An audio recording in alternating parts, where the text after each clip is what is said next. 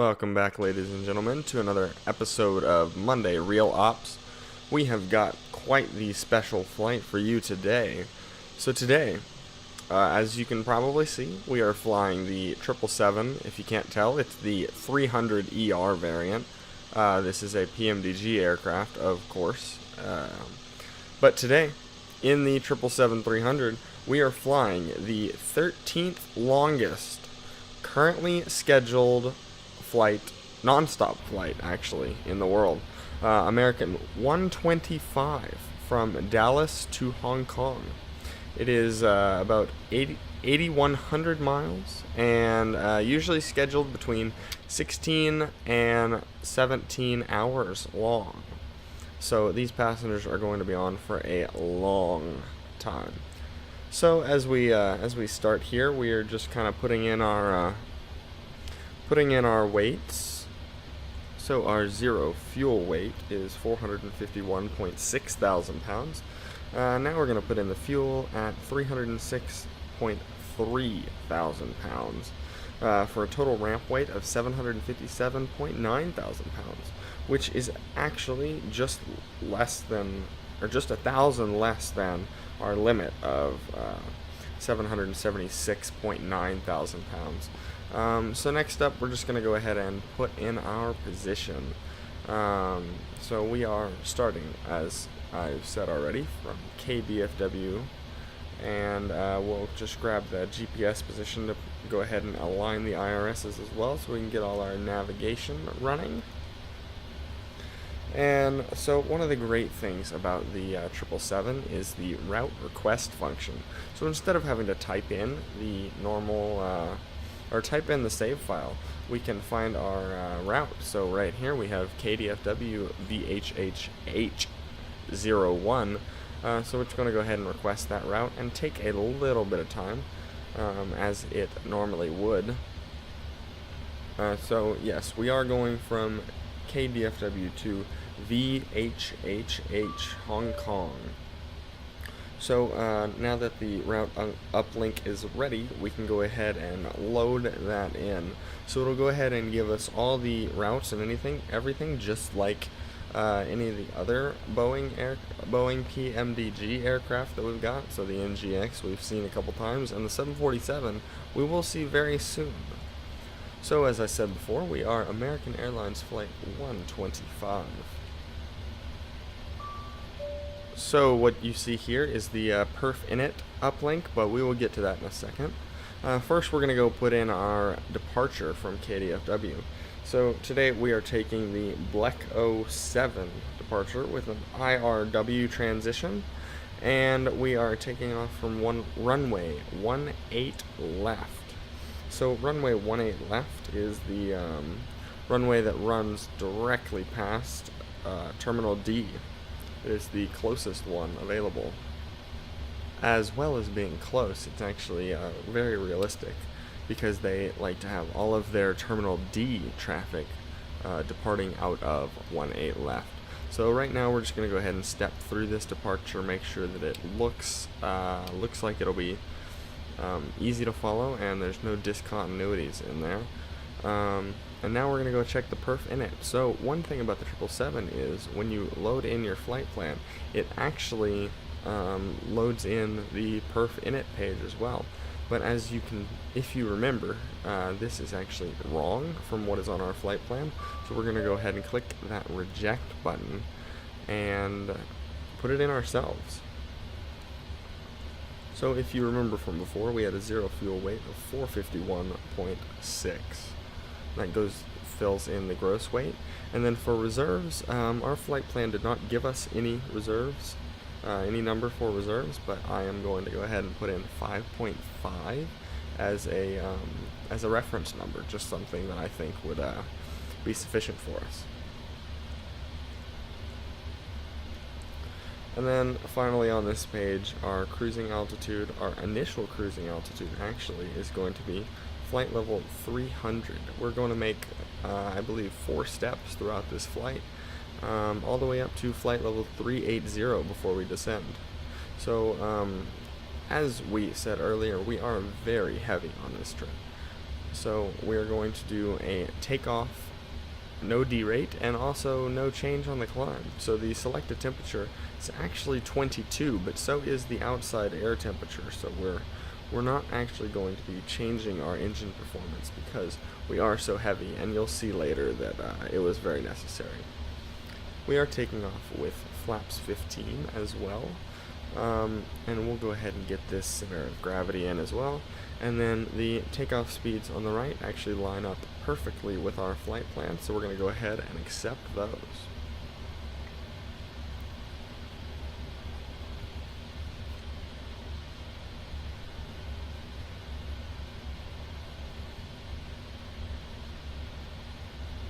And so, next up,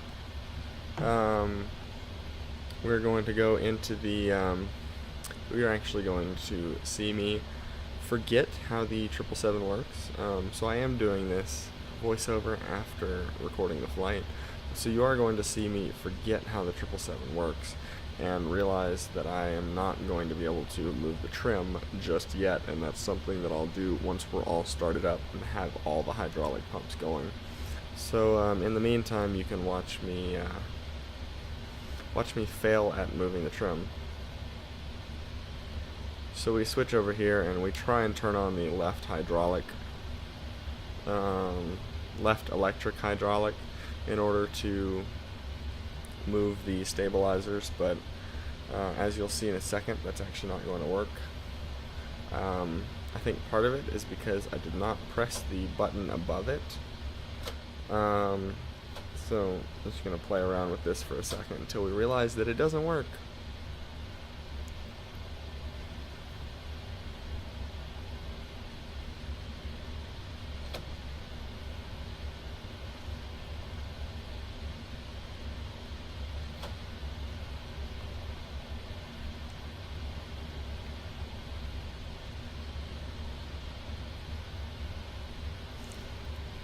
Alright, so next up in our planning procedure is to go ahead and set the pressure. So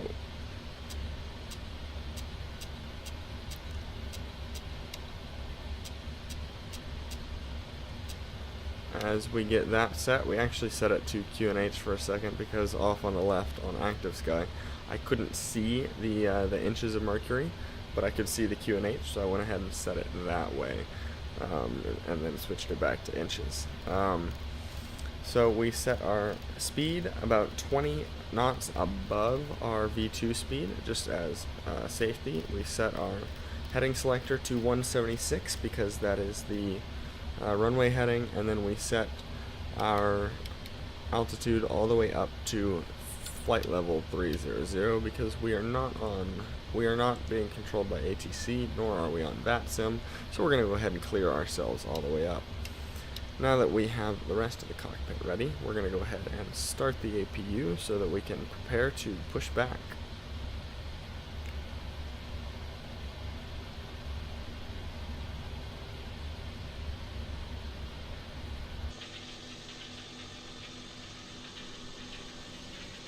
Go ahead and check on the status of GSX as they continue to load our cargo for the scheduled 16-hour and actually the schedule is 15:56 today, so most of the time it's scheduled for about 16.5 hours. But today we have 15:56 on the schedule. So up next we are going to do the wind uplink and the descent forecast. So this is something that is special about the 777. We can get the wind uplink and the descent forecast from PFPX, or if you use SimBrief, I believe you can get the winds file from that as well. So it's just further, it's making the flight plan in the FMC even more precise than it would be otherwise. And we're going through and checking on our step climbs and eventually going through to see how high we actually get, and I believe we top out at about flight level 380.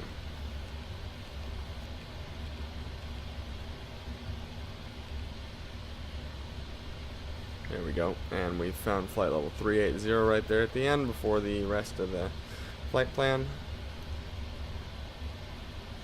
We're going to make sure those winds have loaded correctly and check our estimated fuel at our last waypoint, and it looks like we are looking good there. Just going to go ahead and bring it back to the takeoff ref page as we decide it's probably about time to get moving. And we try the trim just one more time now that the APU is running, but then realize it still does not work. So we have the APU available now, so we are ready to remove all the ground connections, and it looks like GSX is just finishing up loading our aircraft, so we can really close the doors pretty soon as well. Make sure that the APU generator is on. I believe the switch actually always stays on, so it's not like the NGX where you actually have to switch it. But we're going to go ahead and set the parking brake so that we can remove all the ground connections.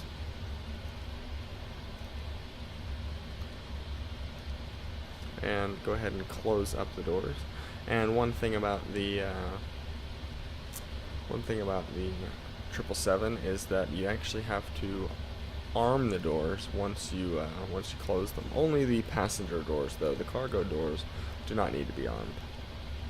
So now that we see that GSX is done, we can go ahead and close up these doors and then arm it and get on our way with the pushback.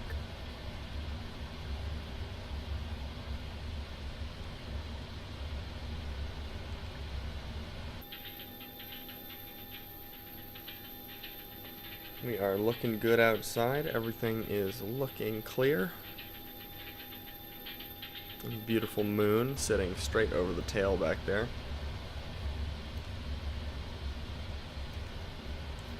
Go ahead and put this first officer's side FMC or display unit on the legs page, and then check out our estimated time of arrival of about 7:58 Zulu, which is a long time from now.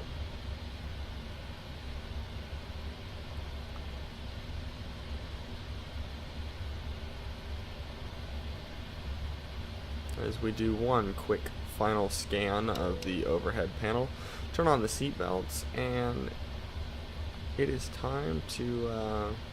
it's finally time to get pushing back in this aircraft. Double check that the packs are off so that there's no problem starting the engines. And now we can bring up the GSX menu and get the pushback started. So we are going to be pushing back facing north. The runway entrance is to our north. We'll be taking off going south 180, or actually, if you want to be more precise, heading 176.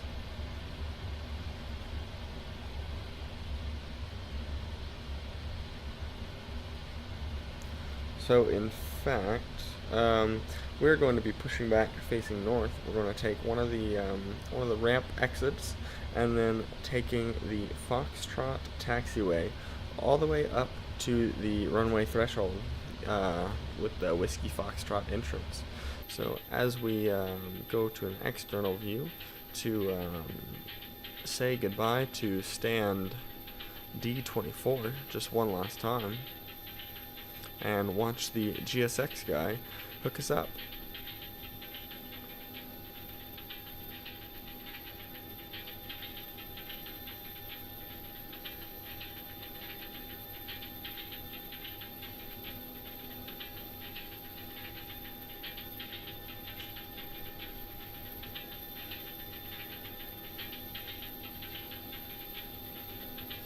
And looks like we are all hooked up with the pushback track.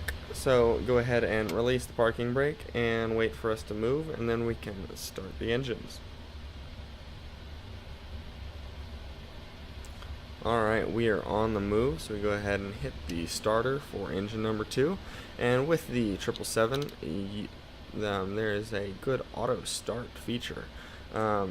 So you don't have to wait for a certain motoring percentage. You can just hit the starter and then throw in the fuel, and you should have no problem.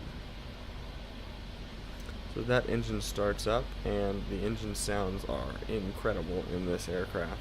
Those massive GE90 engines are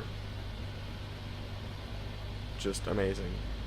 Yeah, there's really not many words that can describe the power that comes from the GE90s, including the amazing sound that comes from it. So engine number 2 should be started up soon, and then we can go ahead and start engine number 1. There's the click of the starter, engine number 1, and time to go there. I believe now, as we see the spazzing out tiller and rudder pedals because of the pushback truck, we can go to a outside view so that we can listen to those engines, or at least that number 1 engine, spool up.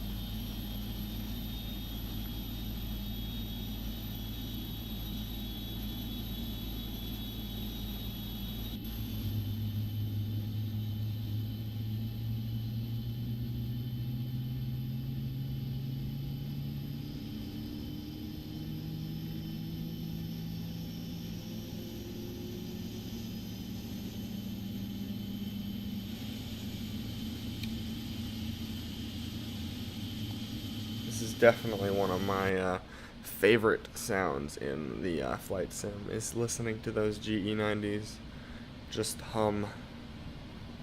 It is beautiful.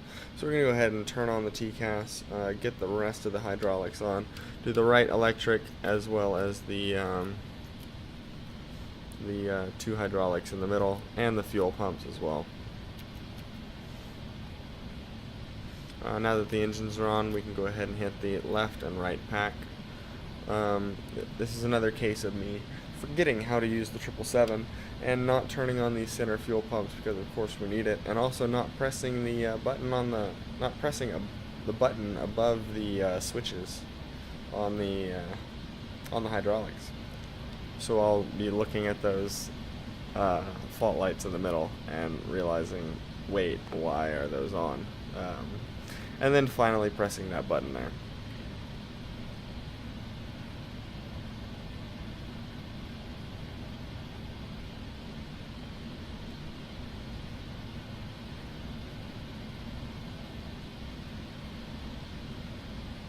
I know I'm currently looking at those fault lights, wondering why are those fault lights on when I haven't yet realized that the buttons are not actually pressed. So now that we have released the parking brake, we can go ahead and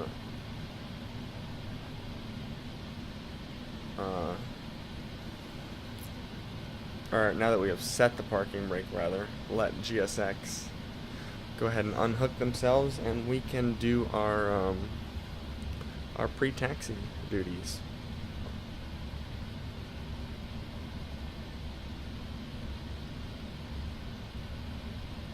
So I was really excited to undertake this flight. I will have to say that this was my longest flight ever in the sim. Back in version 3, I had a lot of problems with running out of memory, which I'm sure if a lot of you flight simmers have been around for a while, you have had OOM issues in version 3, and they are not that fun. Alright, so now we are finally able to set our trim on the aircraft after trying and failing so much earlier on, when I realized that I had to have the hydraulics on. Then after that, we'll set our flaps to flap setting 15, which is the third detent down. I had to come over and double check that to make sure we were on the correct flap setting.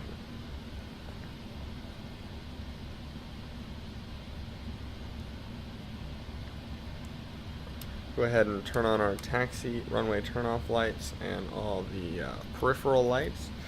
Also turning on the wing and logo lights, just because, even though it is in the middle of the day, and the flight will actually be entirely through daylight. we're leaving at around somewhere around 10 a.m. and the flight pretty much stays through daylight the entire time.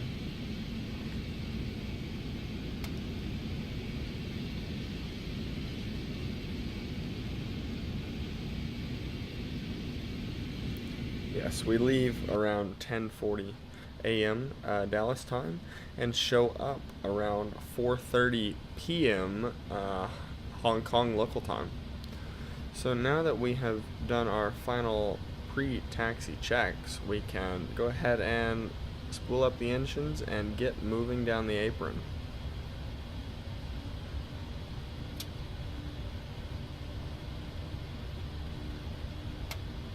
Going to release the parking brake first though, so that we can actually move.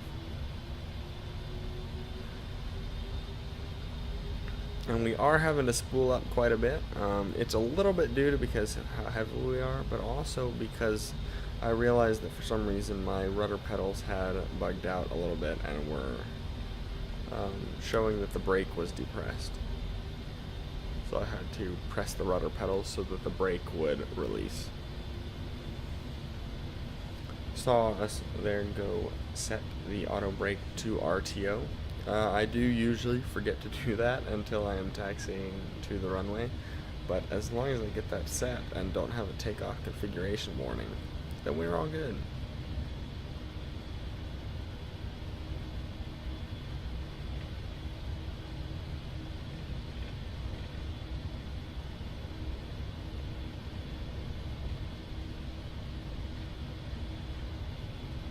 We're going to go ahead and take a right here onto the Foxtrot taxiway. I believe it is, yes, the Foxtrot taxiway. And then we're going to taxi all the way down this to the end of the runway. We are about halfway down the runway 18 left, which is on our right. So we're about halfway down that, which is where Terminal D sits. So we got a good distance taxiway to go.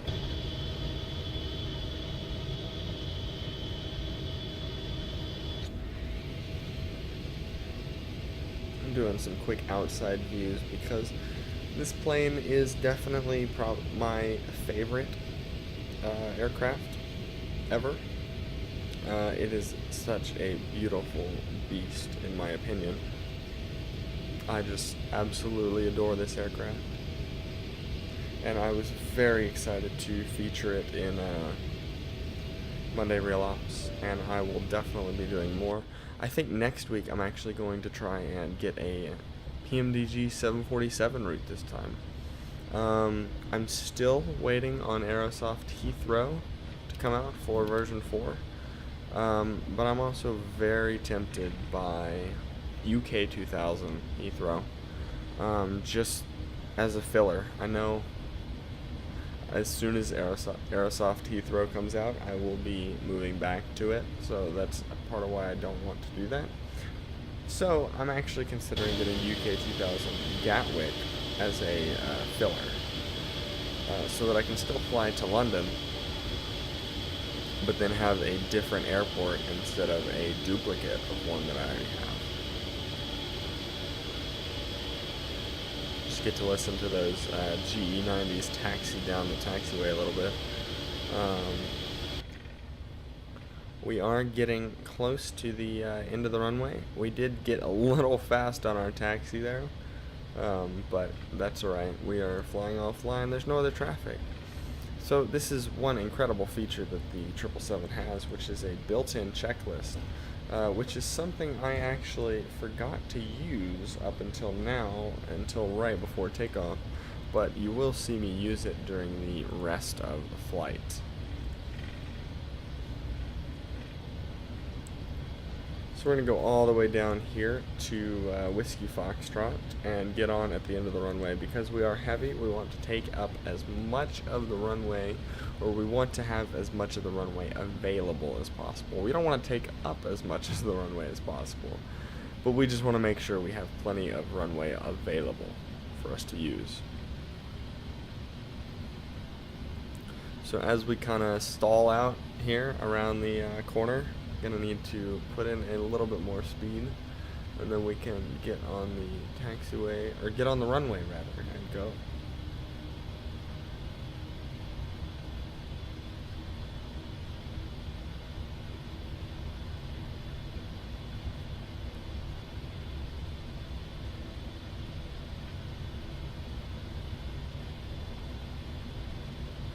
So we are here approaching runway 18 left.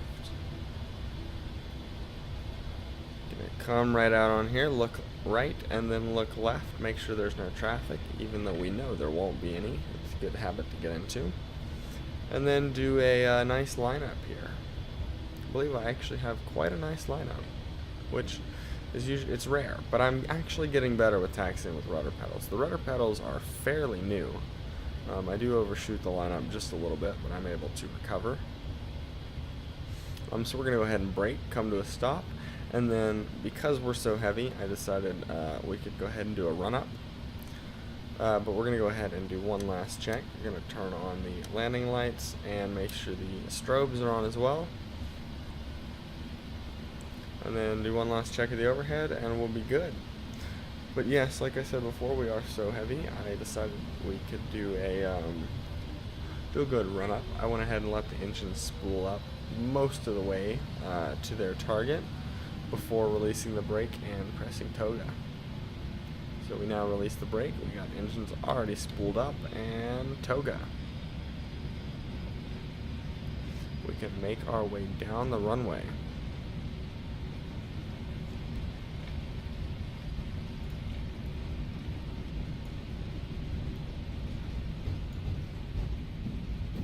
Go ahead and miss the 80 knot call there. We're getting closer and closer. We got some pretty high V speeds today. Alright, we got V1 and rotate. And now that we have a positive rate, we're going to bring the gear up. And so one thing that I learned in the 777 is that when you are pitching nose up, what you want to do is you want to pitch nose up to where the speed actually stays at the flaps, whatever you're taking off with, maneuvering speed, until you get to acceleration height.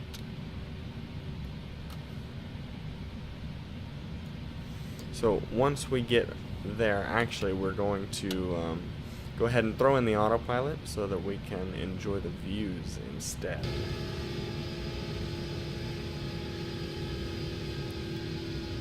But at first, we did like to manually take the speed ourselves. But the views are what it's all about for me. So I like to, at least on the departure, I like to throw in arrival very early. Or not arrival, autopilot. I like to throw in autopilot very early. Start slowly bringing the flaps up as we try to gain some speed and some altitude at the same time. We do notice that there is a brake temp warning on, and we also realize that there's nothing really to do about it. When we open up the checklist later, it's actually going to come up with a list of things to do, which I think is awesome and wonderfully modeled, is the fact that when we click the checklist button, it comes up with how to solve the brake temp issue, which actually has us putting the gear down below a certain speed until the brake temp turns off, which we're not going to do in our climb out, but later on the brake temp light does go out.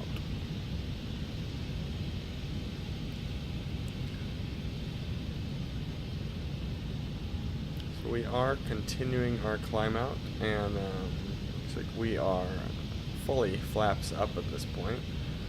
So we're just slowly making our way to top of climb at flight level 300.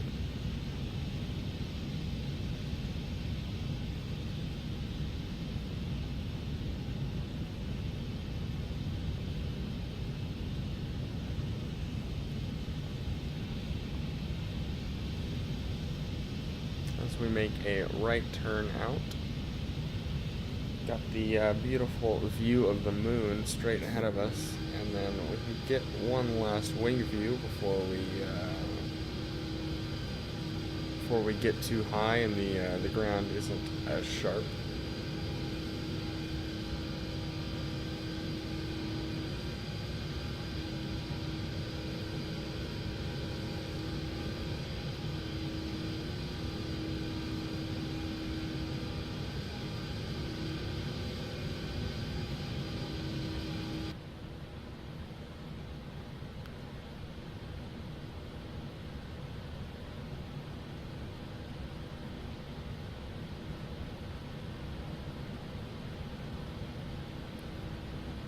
Well, as we start to climb up towards top of climb and get on with our 16-hour journey, I'm going to leave you there and let you guys see a little bit of cruise before we start to plan our descent. So we'll see you in probably about 15 hours.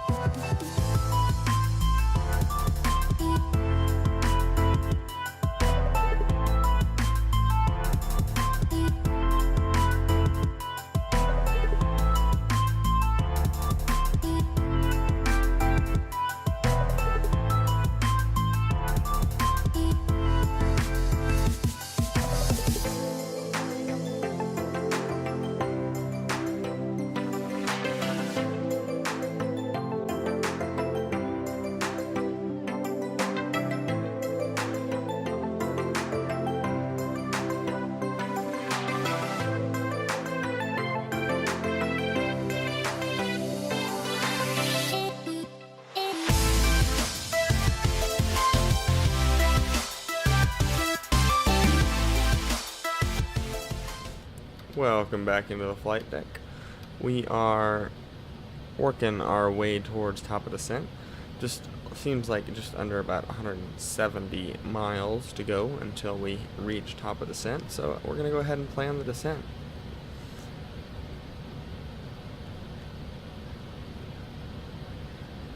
So we are using the Abby 2 Bravo star into VHHH, so I'm actually currently in the sim looking up my flight plan for that. So we're going to go ahead and find that, use the Abby 2 Bravo arrival in.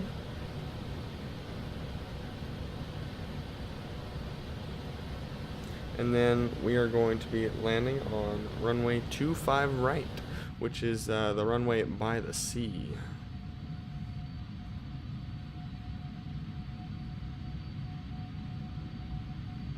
And then we are also checking our charts. and deciding which of these transition points to go to, and we're eventually going to select Tango Delta 1 as our transition point into VHHH, or Hong Kong International. Once we have our arrival selected, we'll go ahead and check it on the navigation display. So we're going to go ahead and select that Tango Delta 1 transition.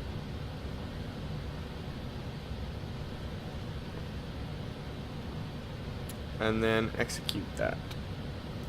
And then we will back up over here and put our map on the plan mode and zoom in just a little bit so that we can see the waypoints better. Go ahead and step through this, and I believe it's going to work out absolutely perfectly. There's not going to be any discontinuities, and it's going to take us straight in. Now, unfortunately, it's not. It would never be this easy in real life unless there wasn't a lot of traffic going on at the airport. But fortunately, we are not on VATSIM, nor do we have to deal with a lot of traffic. So we're going to go ahead and set all our maps back to where we are, check our progress. We've still got less than an hour to run, and we will see you guys when we are getting close to descent.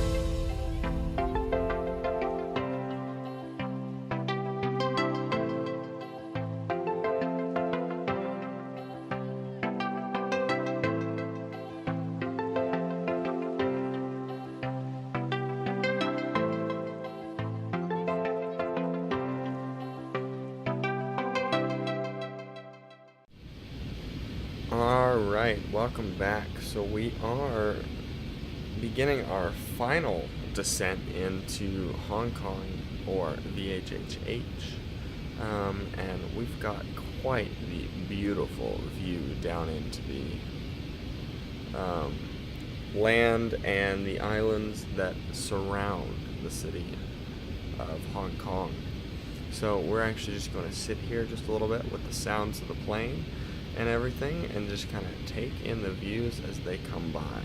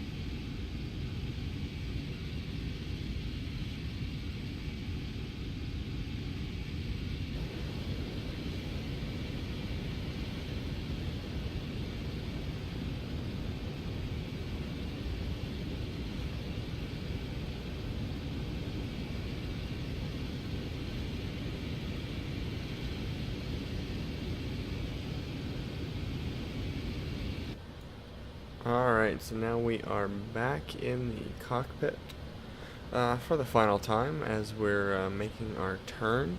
Over here on the base leg towards the localizer. And since we're going towards the localizer, we're going to arm that. We originally had our MCP altitude set to 6,000 because we had a 6,000, actually an 8,000 or below, 6,000 or above restriction.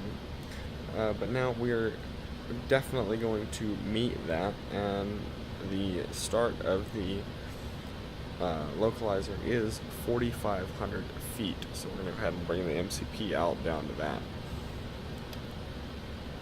So we have armed the localizer, so once we get over there we will start to capture it, and then once we've captured the localizer we can arm the glide slope. We are going to need a little bit of speed brake because we are a little fast. And we're going to run through these checklists real quick.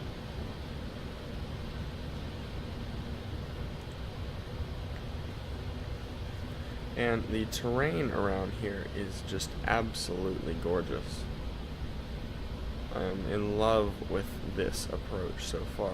And if we look outside the left cockpit window, you can actually see the default rendition of the old VHHH, which, if you know anything about that, is Kai Tak Airport. So there's tons of famous imagery out there of 747s making that pretty deadly final turn over the city onto the final leg of the approach there, because I believe the final turn was at or within like a mile of the runway threshold, so it was quite a dangerous approach, which in all honesty is probably a good thing that they have this airport, and I'm pretty sure that old airport was showing its age quite a bit. So we have captured the localizer as we begin to turn left, so we're going to go ahead and throw out flaps 1, and I believe we're also going to hit flaps 5 in just a second as well. We don't want to slow down too fast because we don't want this final approach to take forever, but we do want to slow down at a we want to slow down in general.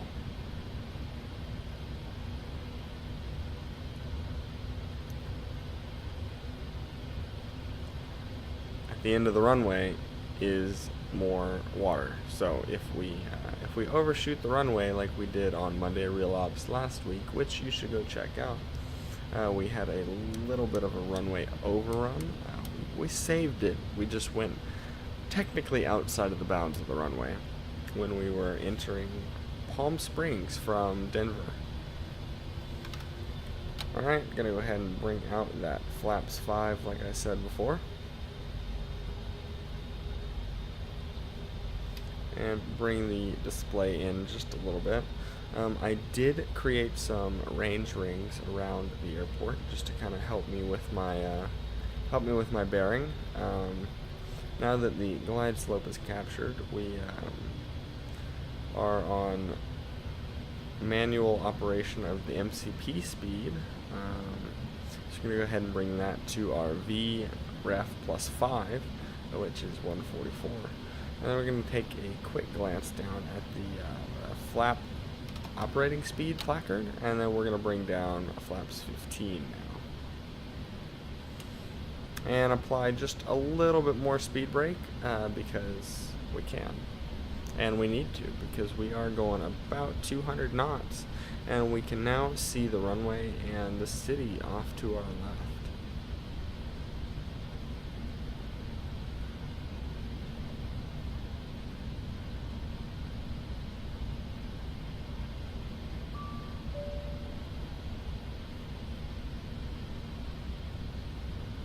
And so in order to help bleed off a little bit more speed, we are going to put the gear down. And we also got our ding that the cabin is ready, so we are good to land. Go ahead and arm those speed brakes because the gear should give us a good amount of drag in terms of slowing down and reaching our target speeds. So we are just about 9 miles out at 2,500 feet. So we are making good progress on slowing down, and we shouldn't have any problem.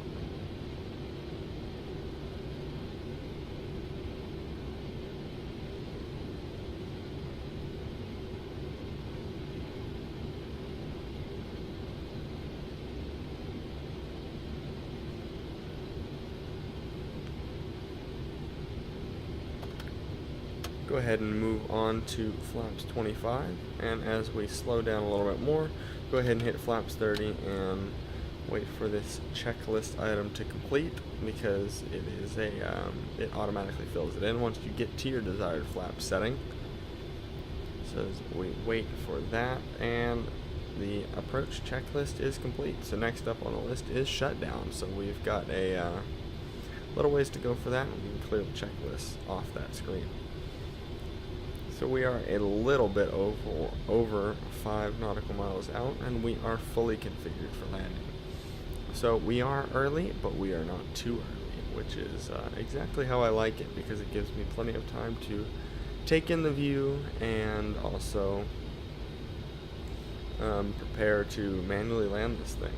So as I just pointed out, I made a little mark between the 2 and 5 range rings. That's about where I'm going to try and take out the autopilot.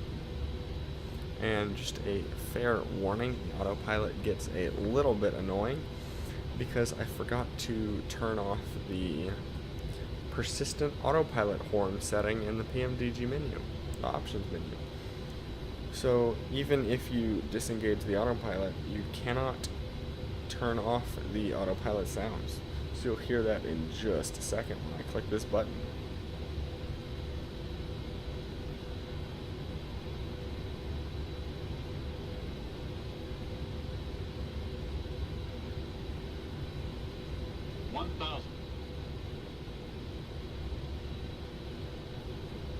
So we're getting pretty close, so we're going to try and auto-land this thing. Or, not auto-land, manually land this thing. So we go ahead and flip off the autopilot disengage, and then when that happens, we get the autopilot disconnect horn, which gets really annoying, and you have to make sure you turn that off in the PMDG settings. So for a second, I'm going to go ahead and turn the autopilot back on, because I do not want to listen to that horn. But then once we get closer to the runway, we're going to go ahead and take autopilot out again, and then we can actually manually land this thing.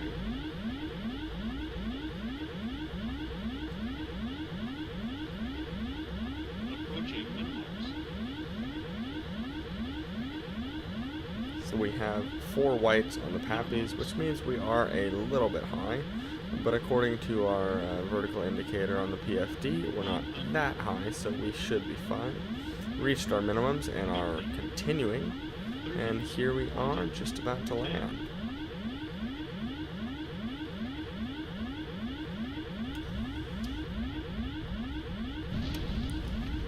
And we are down on the ground, so we go ahead and reversers are green, spoilers deployed, and this auto brake is as well. So now that we're down on the ground, we're actually going to hit that autopilot button. Although we're down on the ground, so that the autopilot will shut up and quit honking at us. But then, of course, we try and disengage it again to see if it's fixed. And then once we get off the runway, we're going to engage autopilot again, just so we can get the annoying noises to stop. So we are taking a left here on the high-speed exit, and then we're going to go straight, and then take another left when we get over to that taxiway.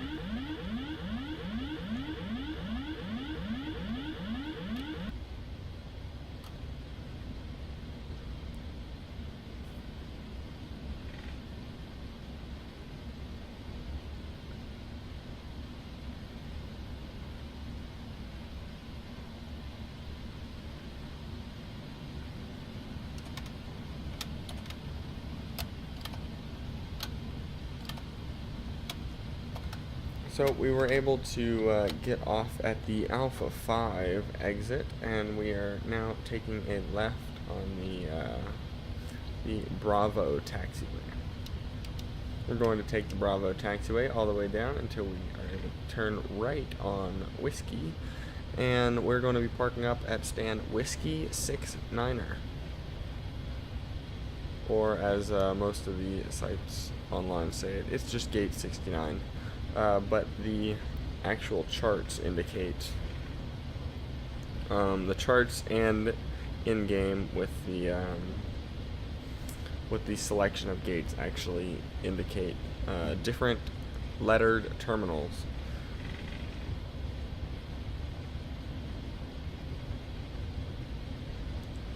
So we are going to taxi probably way too fast down this way because we have been in the air for a little under 1 minute under 16 hours. We were from toga to wheels hitting the ground.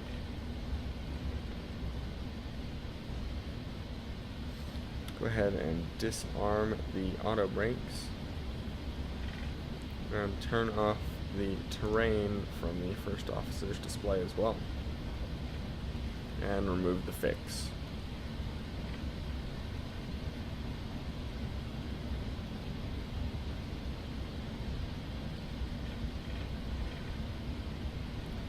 So we can see just in front of us, we can see the stand that we are going to. So we're going to go ahead and find it in GSX. I'm going to double check first that we are going to Whiskey 69er. So we're going to go find gate W, and then next page and W69. No follow me car, we can find our way there. So we are just passing the Victor taxiway, and we're eventually going to take a right on the Whiskey 1 taxiway. And we can see off in the distance there, GSX set up for us. So we're going to take a right here onto Whiskey, and then go down Whiskey 1, and then take a left onto Whiskey 69 stand. So, and when we do take a left on the stand, you will notice that the jetways, for some reason, are already extended. So we get a little freaked out there that we are not online with the GSX guy, but we are able to fix it. But I believe we do park a little bit off center because the jetways just kind of threw us off a little bit.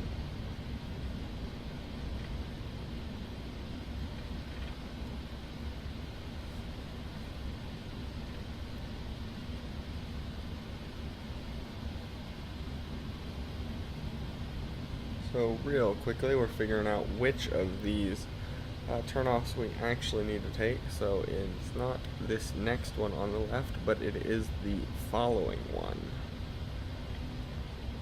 Actually, it is this one right here.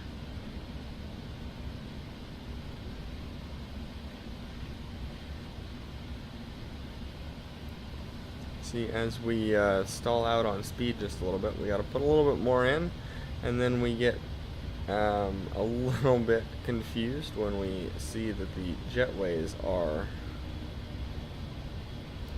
already in our way. So pardon the crashing into the jetways, and then the GSX guy letting us know that it is time to stop. We set our parking brake, and we can go ahead and turn off the engines because we already made sure to set the APU.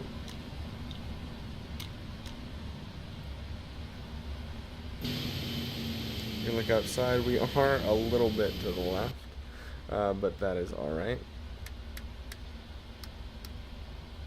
So you can go ahead and turn off all the lights and also turn off the hydraulics and the packs as well.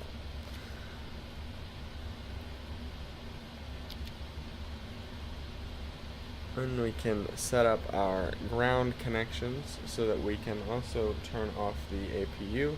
And once we do that, we're actually going to get bugged by the autopilot again, because once we turn off the APU, everything's going to go wrong, and the autopilot's going to disconnect itself, and there's nothing we can do about it. And the autopilot horn's just going to keep going off once we open the doors.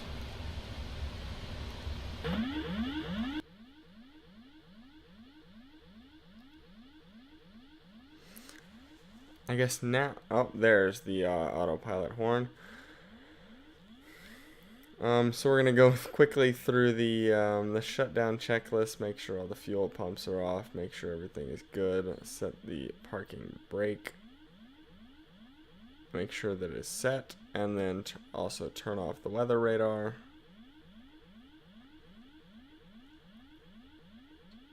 Shut down. Make sure the ADIRUs and the emergency lights are off, and then also make sure the packs are off, and then in an attempt to get this annoying autopilot horn to turn off, we're actually going to load a new panel state from the FMC. We're gonna load the long panel state, and we find out that it does not fix our issue in the slightest. So we'll just go ahead and turn off the sound so that you don't have to listen to it right here at the end. So I would like to thank all of you for watching this video. It had its issues, but in all, I think it was an amazing flight, and I had a whole lot of fun with it. It is the longest flight I've done in the simulator, so I'm glad you were able to be a part of it. So I want to thank you for watching and say goodbye for now. I'll get a new video up next week. Don't forget to rate, comment, and subscribe. Bye-bye now.